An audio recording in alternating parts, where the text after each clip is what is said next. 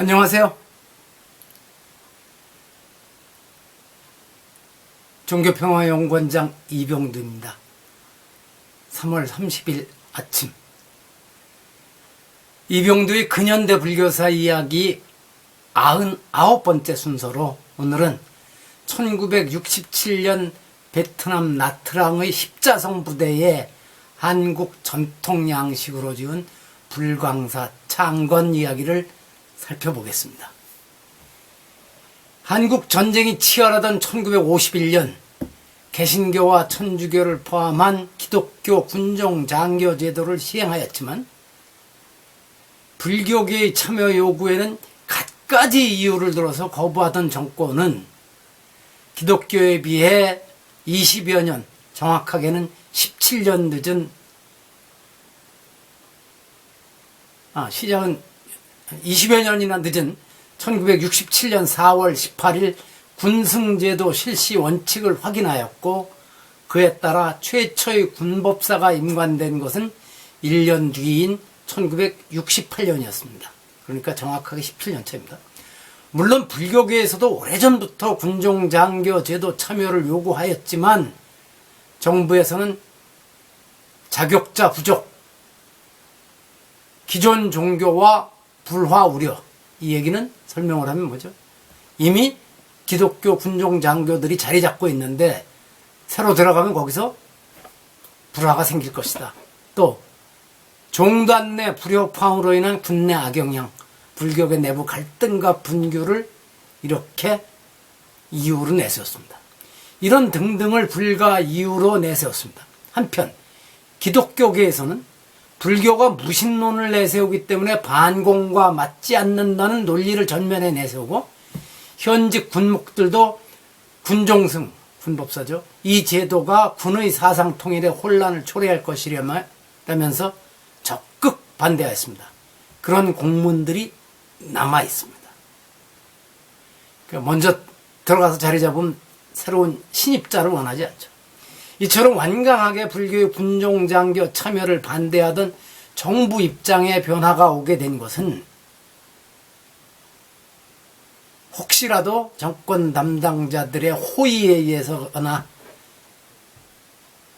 그러리라고 상상하면 안 됩니다. 1964년 베트남전 참전과 관계가 있습니다. 베트남 전쟁이 자본주의와 공산주의의 대립이라는 기존의 이런 생각보다는 프랑스와 미국으로 이어지는 외세와 베트남 민족주의 사이의 전쟁, 그리고 내부적으로는 남베트남 내에서입니다. 집권 세력인 소수 천주교도와 기층 민중인 다수 불교도 사이의 전쟁이라는 성격이 강했기 때문에 현지 주민들과의 소통을 위해 불교의 도움이 절실했던 것입니다. 이에 대하여 불교 신자인 파월 장병들의 상대적 박탈감도 심했을 것입니다. 모두 짐작할 수 있지만 특히 참전 중인 군인들은 심지어 고통이 크기 때문에 군 내에서 그런 것을 위로해주고 달래줄 공간과 그렇게 해줄 종교인이 필요하죠.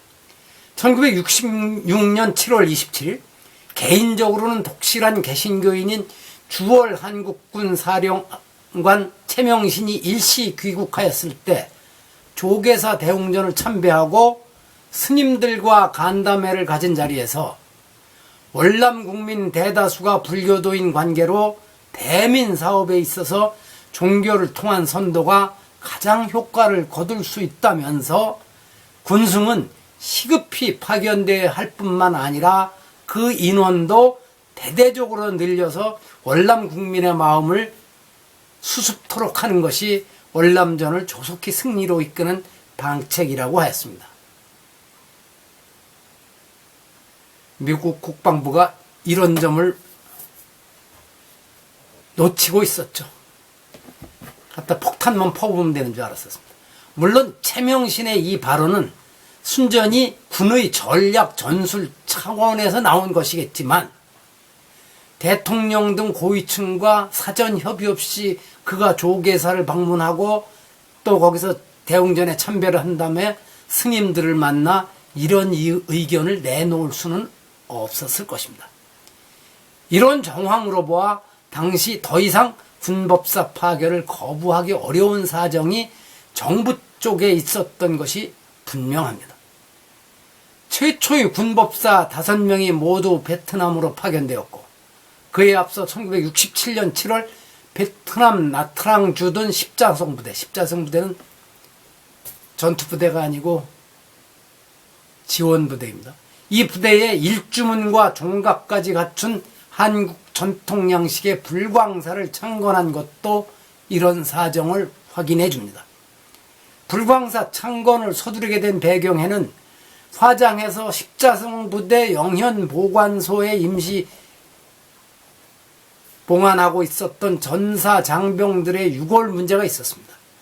그래서 창건 이후 불광사가 가장 먼저 한 일이 유골을 봉안하는 일이었습니다. 한국전쟁 중에도 범어사를 비롯해서 전국의 여러 사찰에서 군 장병들의 유골을 수습해서 모시고 있었죠. 당시 주월대사 신상철, 주월사령관 최명신이 베트남 고승들과 함께 불광사 완공기념식장으로 가는 모습이 담긴 사진에서 정부가 크게 비중을 두며 신경을 쓴 행사였음을 알 수 있습니다. 근데 또 다른 사진에서는 한복을 차려입은 여성 불자들이 동참한 장면도 눈여겨보게 됩니다. 이들이 누구이고 왜 멀고 먼 베트남의 불광사 창건 기념 행사에까지 가게 되었을까요?